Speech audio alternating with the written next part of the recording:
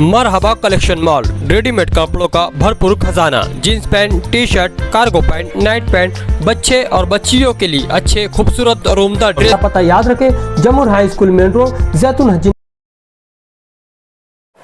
मालेगांव शहर कुल जमाती तंजीम की जानिब से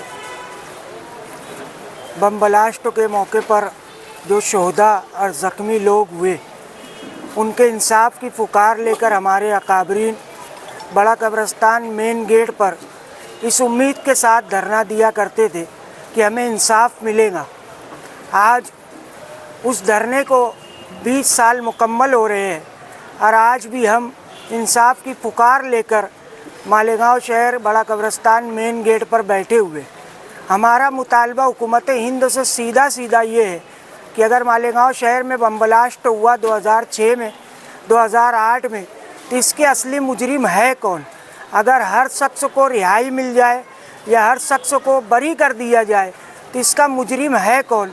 हमारा हुकूमत हिंद से सीधा मुतालबा है कि अगर 2006-2008 मालेगांव बम ब्लास्ट हुआ तो इनके असली मुजरिम है कौन, उनको गिरफ़्तार किया जाए और उन्हें सज़ा दी जाए ताकि शहर मालेगांव में बम ब्लास्ट हुए शोहदा को, ज़ख्मियों को और शहर मालेगांव में रहने वाले तमाम अफराद को इंसाफ मिल सके। इस गुहार के साथ आज कुल जमाती तंजीम बड़ा कब्रिस्तान मेन गेट पर धरना आंदोलन की है और डीवाईएसपी शहर मालेगांव, डीवाईएसपी और एडिशनल कलेक्टर के नुमाइंदों की मार्फत प्रेसिडेंट ऑफ इंडिया और हुकूमत हिंद तक हमारे मुतालबाती मेमोरेंडम हमने पेश किए।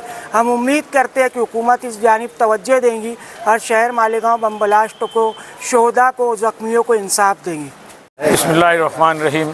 शुरू करता हूँ अल्लाह के नाम से जो बड़ा मेहरबान और रहम करने वाला है। आज कब्रिस्तान में हम कुल जमाई तंजीम की जानिब से इकट्ठा हुए हैं। जिस तरह जो है हर साल हम इकट्ठा होते हैं। 2006 में शब बारात के मौके पे जो है यहाँ पर 4 भी सीरियल बम ब्लास्ट हुए थे। उसमें जो है 31 मासूम जाने गई और 312 अफराद ज़ख्मी हुए। आज जो है वो ज़ख्मी और जो शहीद हुए हैं उनको आज 20 साल मुकम्मल हो गए, आज तक उन्हें इंसाफ नहीं मिला है।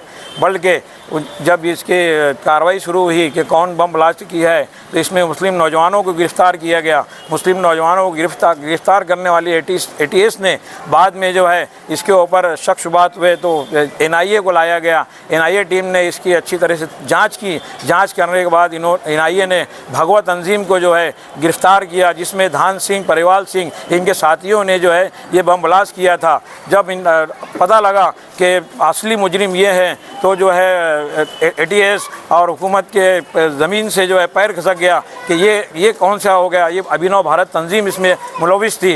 इसका जो है पर्दाफाश करने के लिए NIA ने अपनी ईमानदारी से इसको किया, लेकिन उसके बाद जो है हमारे जो मुस्लिम नौजवानों को गिरफ़्तार किया गया था उनको जो है महाराष्ट्र जमीयत उलमा के रूह रवां गुलजार आज़मी साहब ने इनका जो है मकोका कोर्ट की अदालत में जो है इन्हें अर्ज़ी दाखिल की और उनके बाद जो है मुस्लिम नौजवान जो गिरफ़्तार हुए थे, आर्थर रोड में कैद थे, उनको जो है ज़मानत पर रिहा किया गया। उनके रिहा करने के बाद जो है ये केस को आगे चलाया गया। उसके बाद NIA कोर्ट में ये केस चला। NIA के बाद जो है वहाँ पर जो है हमारी मुस्लिम कौम के नाम पे जो धब्बा लगा हुआ था कि ये बम ब्लास्ट करते हैं, तो हुकूमत और अभिनव भारत और भगवा तंजीम के जो है उनके पैर से ज़मीन खसक गई कि ये क्या हो गया है। इसमें जो है फिर बाद में ये केस चलने के बाद जो है हमारे मुस्लिम नौजवानों को जो है इसमें बरी किया गया। उसके बाद जो है ये अभी भी NIA कोर्ट में, सेशन कोर्ट में, बॉम्बे की सेशन कोर्ट में ये ज़ेर उल्तवा है।